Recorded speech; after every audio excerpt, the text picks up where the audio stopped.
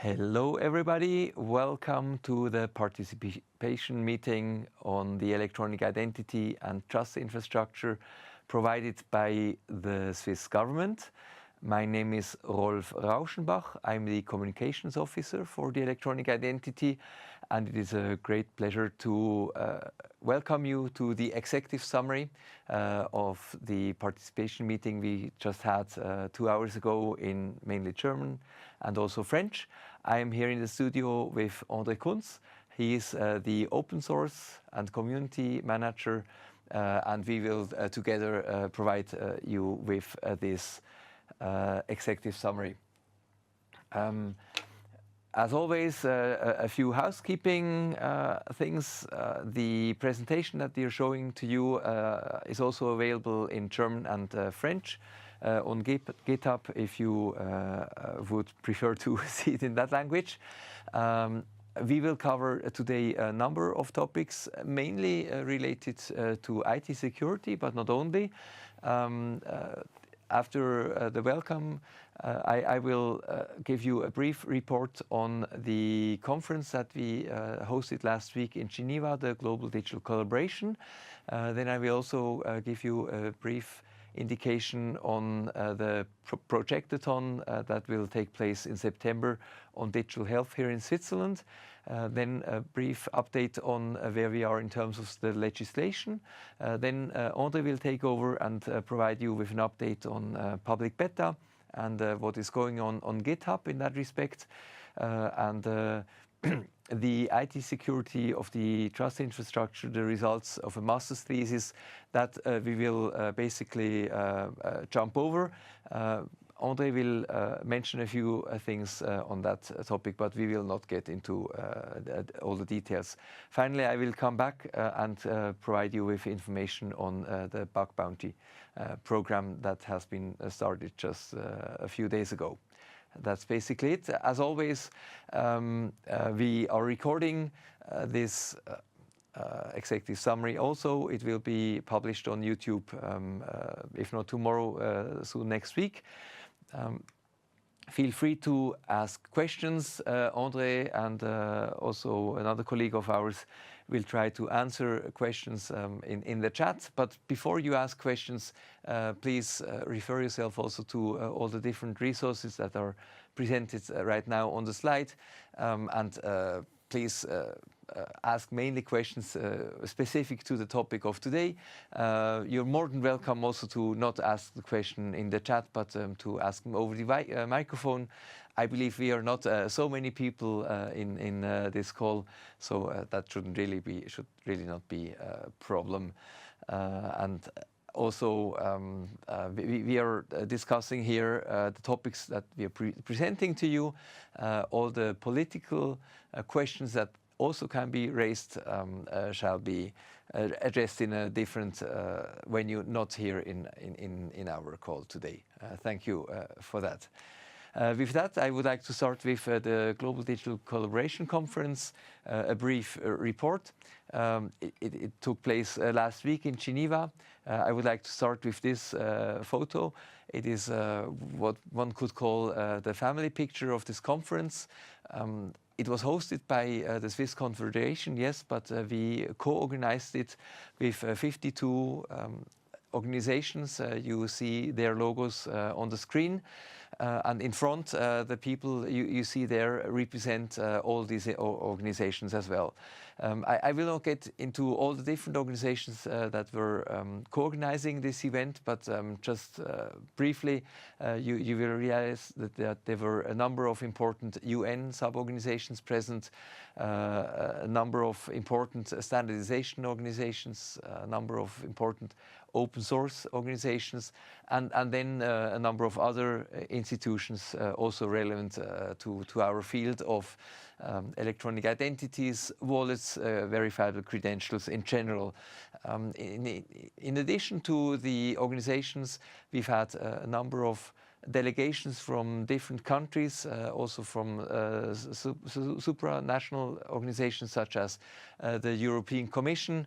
The World Bank alone brought about 100 people from the Global South to Geneva. So we've had really a quite important and interesting crowd. If you look into the other direction, you see we've had full house, overall about 1,000 people present, and clearly the vast majority from abroad. It was a conference in Switzerland, but not with Swiss people, or not predominantly with Swiss people.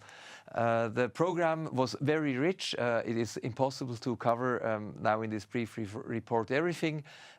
Just very briefly, in the morning of the first day, we made a world tour, first going to the European Commission, then a number of countries and jurisdictions from Asia, going to the United States, Switzerland, and a few other presentations in the afternoon. Then the perspective was a sector perspective, where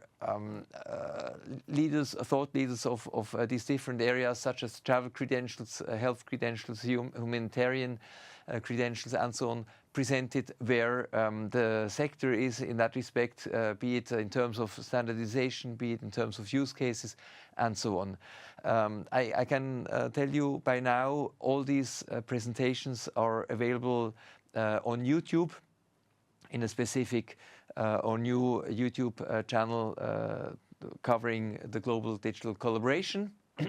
The website of the conference will be updated, I believe, tomorrow, also with all the PDFs of the presentations. And we are also preparing a book of proceedings. However, this will be published most probably only in September. As mentioned, also the Swiss EID program was present at the conference, and on the first day on the main stage, I had the pleasure to make a brief presentation together with a representative from the Digital Society, a civil society organization very active, fighting for privacy and other similar values. And also I was accompanied by a representative of DIDAS, an association, I would say rather an industry association, promoting the trust infrastructure here in Switzerland and doing a lot of work in the build-up of the ecosystem. Picture of us on stage. Then on day two, we adopted the format of a non-conference, more or less. The sessions were called beforehand by the co-organizing organizations. We've had overall about 100 sessions in 16 different rooms in parallel. It is absolutely impossible to cover all the topic. The slide here rather shows you just how many different things took place. You still can look at the agenda on the website, and the book of proceedings hopefully will bring a lot of information from all these sessions once it is published. The conference was closed by the Federal Counsel Beat Jans. He was addressing the importance of this collaboration, international collaboration, to achieve interoperability, and he obviously was also referring to the importance of this conference in the Swiss context. You can find his speech on our website, the website of the electronic identity provided by the Swiss government, and also his speech is available on YouTube. Overall, I would say it is really a very interesting resource of information for anybody who is interested in wallets, electronic identities, verifiable credentials, to get an overview, a global, truly global overview, both in terms of use cases, standards, open source issues, and so on. And I'm very happy to announce that based on all the feedback we got for the first edition of this conference, that we are planning to do a second edition next year. Further details will be announced as soon as they have been defined. And with that, I go forward to the next topic, this Digital Health Projectathon 25. That is organized by a sister organization within the federal government, responsible for all things relating to digital health, in particular the electronic patient record or patient dossier. that will be taking place in September here in Bern.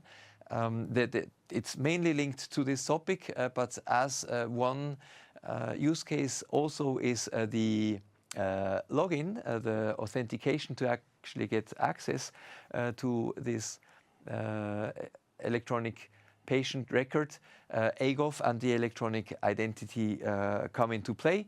And in that respect, AGOF, this login provided by the Federal Chancellery to all public authorities of Switzerland, will be present at this projectathon, and it will be possible to test the integration of the Beta ID and AGOF into a test application with support of engineers from the federal government, people who actually can prove that they were able to fully integrate the flow of the Beta ID and AGOF into their test application will get a certificate, and so on and so forth. So should anybody interested be in that, please register via the link on the screen. With this, I get to the next topic, legislation, where we are and what are the next steps. Here, as you know, the EID Act has been passed by the Parliament still last year. The referendum, or the request for the referendum, was successful. We will have a vote on the EID Act in September, on the 28th of September. But despite of this, or in any case, in addition to the EID Act, we also need an ordinance which further specify the EID Act. And here we have started a public consultation process in June, on the 20th of June. You can access all the information, so the proposed or the draft of the ordinance, also a report with further explanation why we came up with this draft. And people can opine on this draft until the 15th of October. We decided to do a consultation process which is not mandatory on the ordinance level a long time ago, independently of a potential referendum vote, because it is an important topic. It gives you more details on how we want to operate the electronic identity and the trust infrastructure, but also because simply we would like to and get your feedback, but also because we would like to be as transparent as possible. The ordinance is a draft ordinance, so it is not yet clear if it will be as drafted, but that is at least the direction we will go towards. Just for the sake of completion, in addition to this ordinance that is now in a consultation, we will also publish an ordinance that is only on the level of the Federal Department of Justice and Police, with the very specific technical details. Basically, the tech decision we have published already a few months ago, updated then with the final standards, versions and other implementations. Yeah, but that is not yet ready, and also not necessary, I would say. The crucial part is now the middle part. It is not possible to get into all the different details that this ordinance is attempting to resolve. I would like just to address a few to give you a little bit of a flavor. If you're interested, then please consult the actual document and please provide us with your feedback. So, as you know, there will be a trust registry, there will be a base registry. In order to actually be able to access these registries, we will set up a portal. The ordinance will provide basic rules about this portal. Then also, as you know, the electronic identity will be held on smartphones. Now, as you probably know, there are a lot of different kind of smartphones with different operation systems and so on and so forth.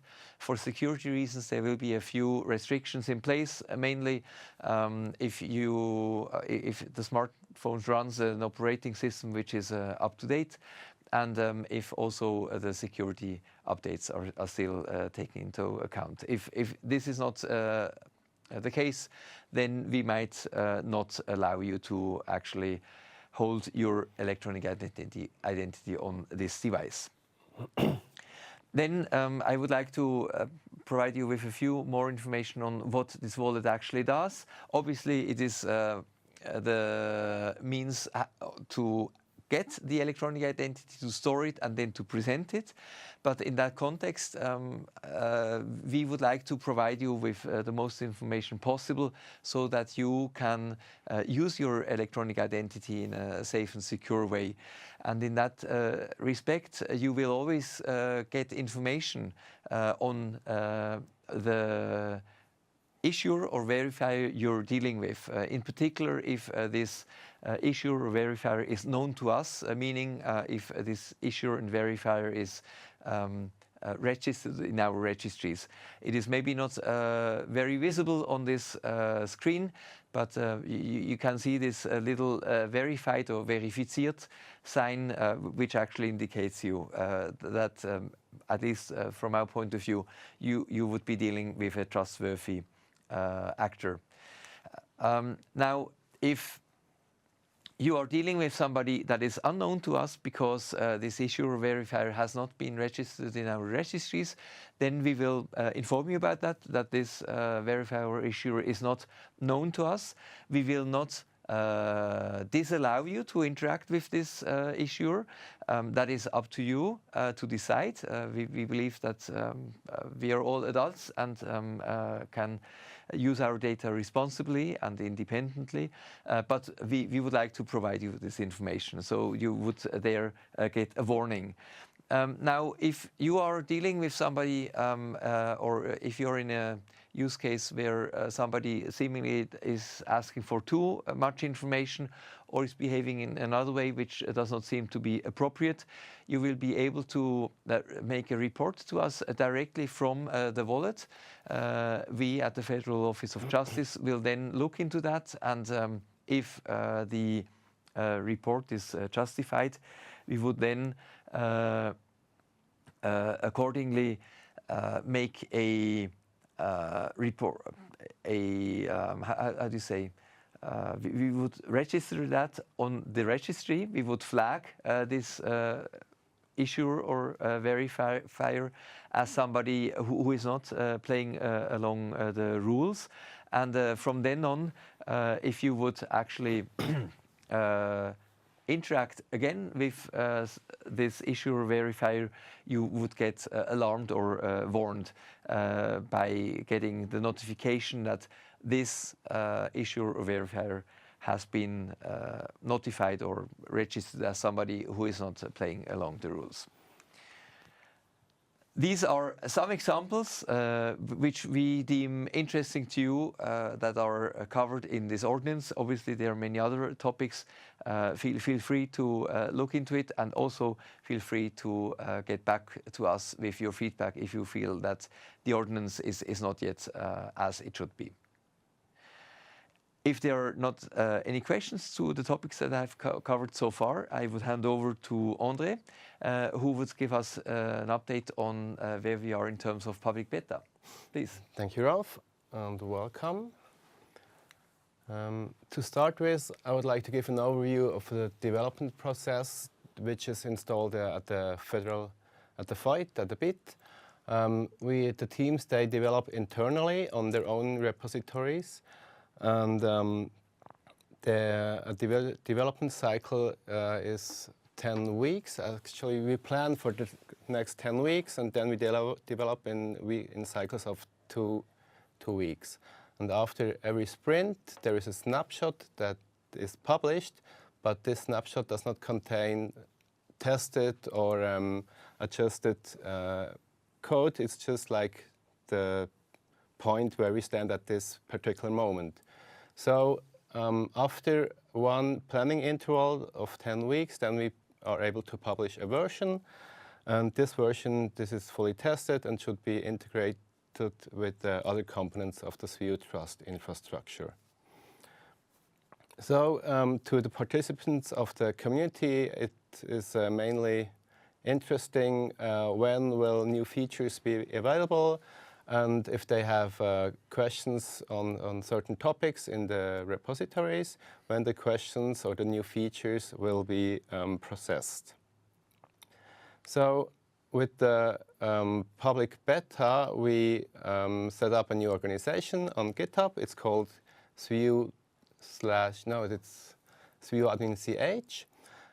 This gives a general overview and introduction to the whole organization. You have discussions there to ask questions about technology or governance. And we have new installed the projects to give a better overview, but more later on that. We also have a community repository, which is non-technical, with the slides from the participation meeting, and also with technical concepts related to swiyu Trust infrastructure. Then we have a special repository only for the technical documentation and all the standards. There you can also find the cookbooks, which are step-by-step. Like a cookbook, you'll find the different steps, how to install the issue and verifying components, and so on. And of course, the different repositories of the source code, where you can, with issues, ask if you have a problem or if you have a request for a particular feature, for instance. Well, I mentioned them. We have a new project. One is for the feature roadmap. The feature roadmap gives a very, very rough overview of the development, of the further development of the swiyu public trust infrastructure, with the biggest gaps that we have to fill for public beta, and also with new standards that we are implementing in the future. Yeah, it's important to say that this is like planning point of view, so we cannot guarantee that we will tackle the different topics, particularly in this quarter. But yeah, we'll adjust it if needed, but it should nevertheless give you an overview what will be delivered when. Another project is the so-called status board. If issues raised by the community, we don't have to answer them. Oh, we have seen it, we check it. So right now we can just set the status, it's in clarification. And then you see, yeah, well, we've seen it and the teams are having a look at it. If we plan to integrate it or to solve it, then we put it in the backlog, then it's in progress. And finally, then it will be ready to release.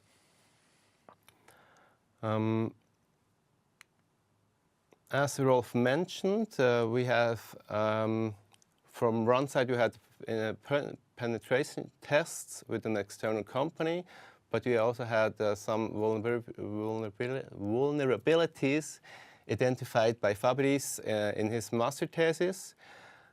We've published the thesis in our documentation section on GitHub, so you can read all the details there. And I think also in the German presentation we have, on GitHub, we have the presentation from Fabrice, which is mainly in English, or should be understandable at least for technical interested people.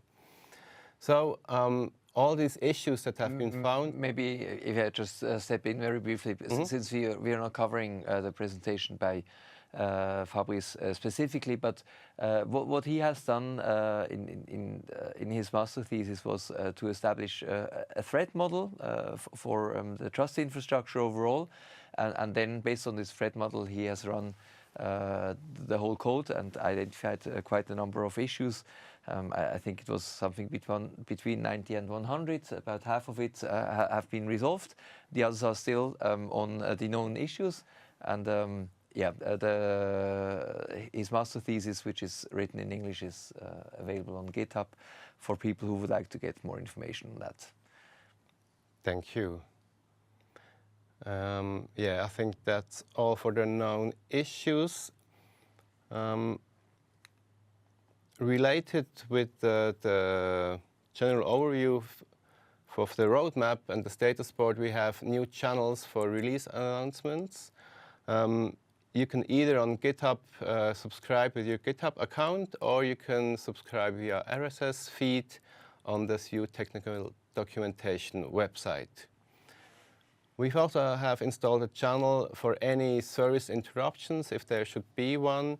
You can also subscribe on this channel, and you will get informed by mail. One outlook for the future, we have today we have 2 repositories on the issuer side and also 2 on the verifier side. We will combine them to one repository only for issuer, for a generic issuer, and one for the generic verifier. The reasons, they include a simplification of the code bases with the elimination of redundancies, and also to provide greater stability overall for these components. As these components have to undergo internal tests, penetration tests, they will be should be available around mid-August, and current issues, they will be fixed on these new repositories, and also the cookbooks will be adjusted accordingly. Next topic would be the upgrades and how to deal with breaking changes. As we are in a development cycle right now, and some updates are unpredictable or uncontrollable by ourselves, we have to find a solution how to deal with these changes without breaking the whole infrastructure.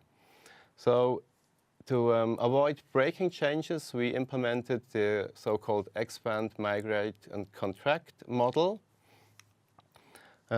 This model contains of different steps. In the first step, we expand the current solution with the new standard so that both versions are available.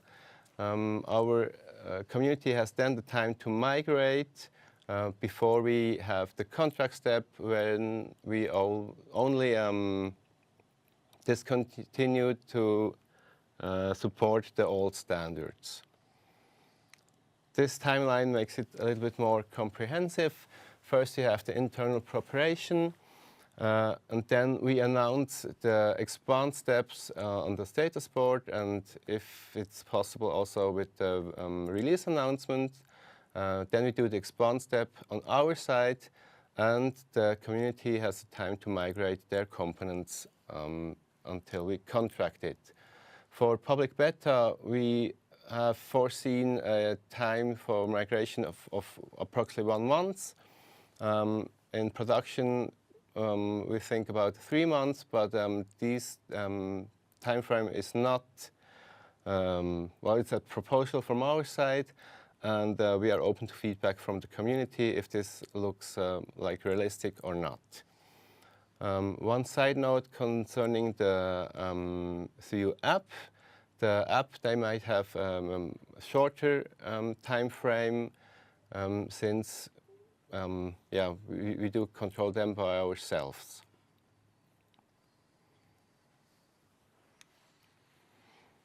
One example of this pattern is a current problem we had with the CNF claim. The CNF claim was built wrong from our side, and we have to expand the generic verifier and also the wallet, that they can handle both the correct and incorrect CNF claims. Then we have the migrate step, where we enforce the expanded version in the wallet, and also have the adaptation of the generic verifier time for the migration by the community. The contract step, these are now different steps. First, the generic issuer, which will only support correct claims. And in the second step, then the wallet and the generic verifier will adopt the changes.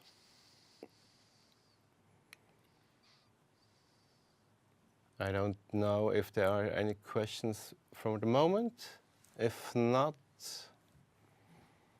we go further with the thread chain handling of the specifications. We would like to have at least version 1.0 for all specifications, but it might be that version 1.0 is not available yet for all the specifications. So as soon as this version 1.0 is here, we plan a timely upgrade of all the specification and the components. After the go-live, we will support new versions as soon as possible, but do no blind updates without evaluating the impact on the swiyu Trust infrastructure. The downward compatibility will be provided by providing the EMC pattern as I introduced before. Where do we stand with the current status of the specifications? Here it's notable that the OpenID for VP standard, OpenID for VP has been announced yesterday. So we are now able to plan how and when to implement it. Notable is that the standards from SDJOT, VC, and SDJOT itself, there is a lot of dynamics in these specifications, so we wait until we have a draft or a version 1.0 to implement them.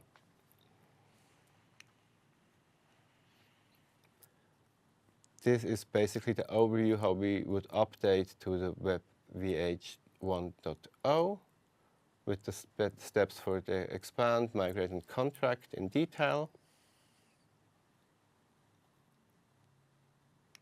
And I'll give back to Rolf for the bug bounty. Thank you so much. Before we continue with the bug bounty, again, are there any questions to André with regard to all these developments on public beta?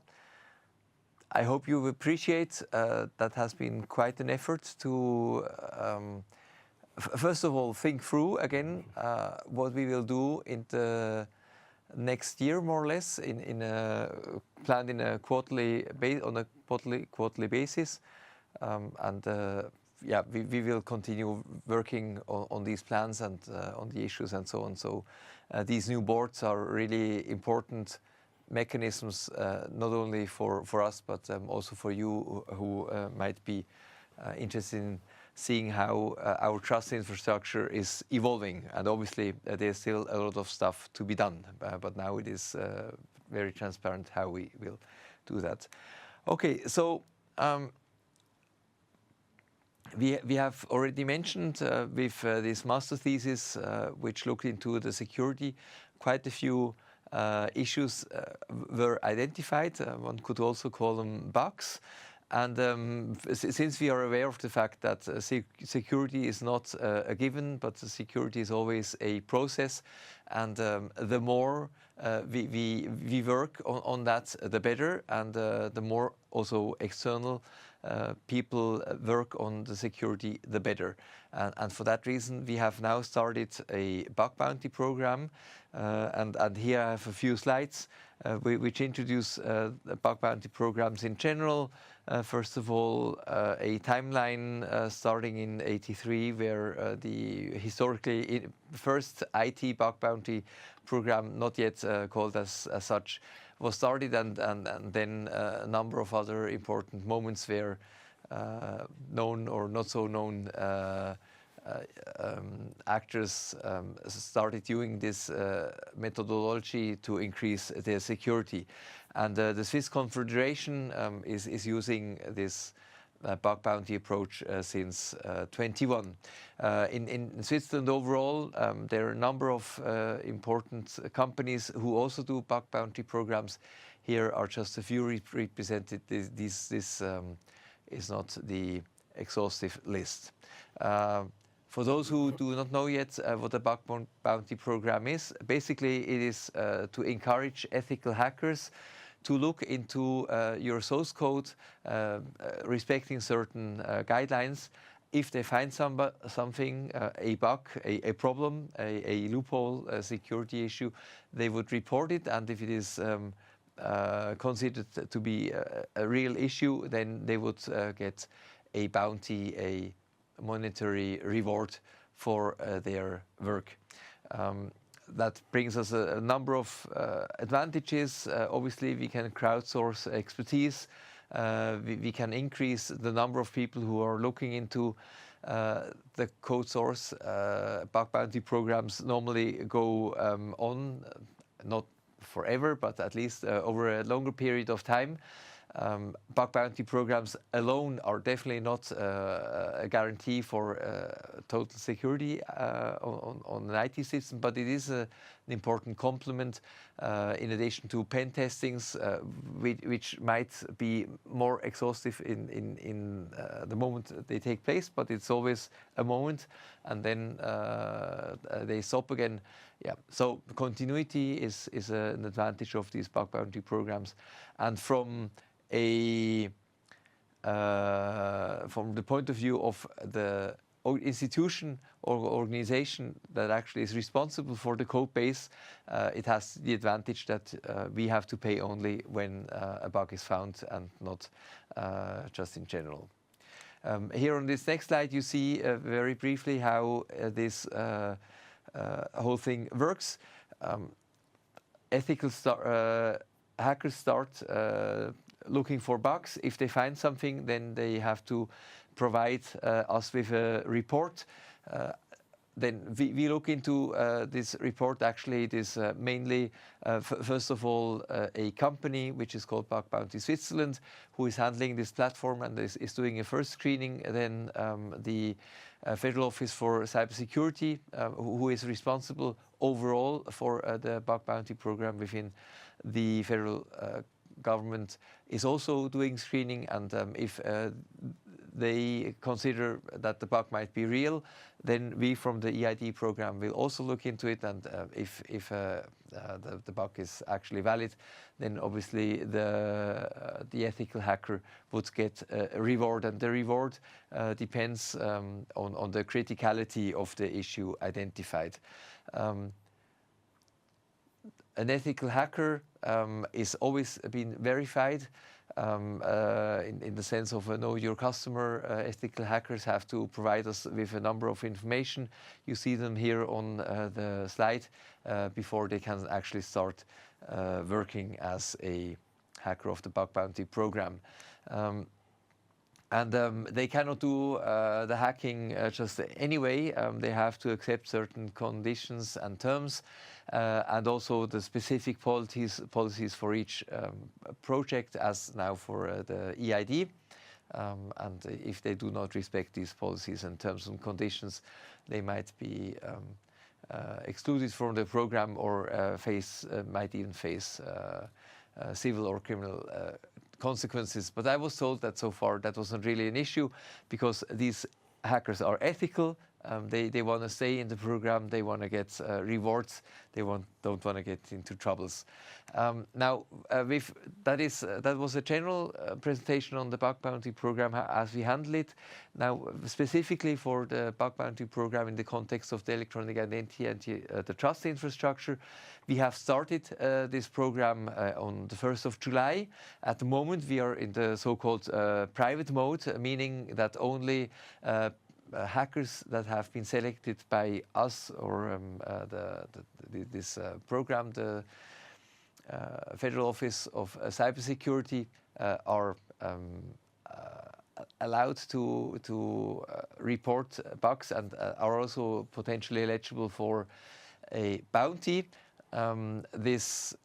The number of ethical hackers at the moment is rather low, at 5.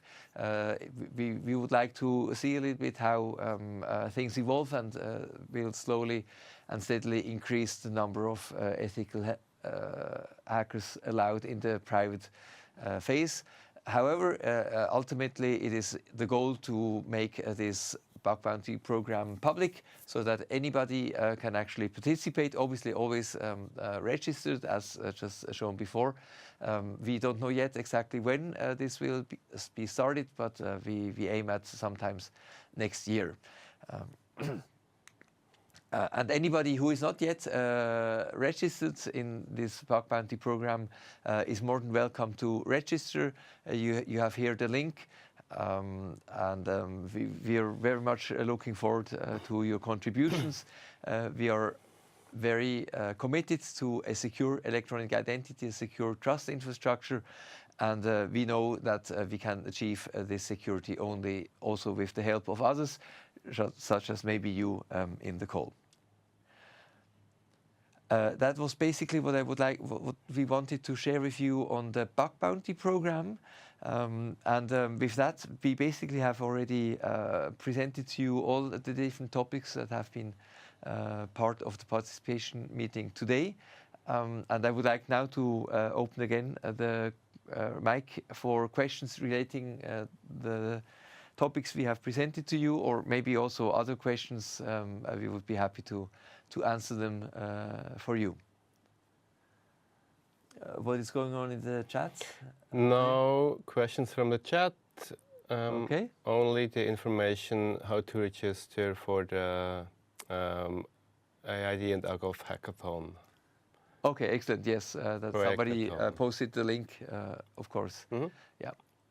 Well, if no questions are to be answered, at least here in Bern, it is a nice summer evening.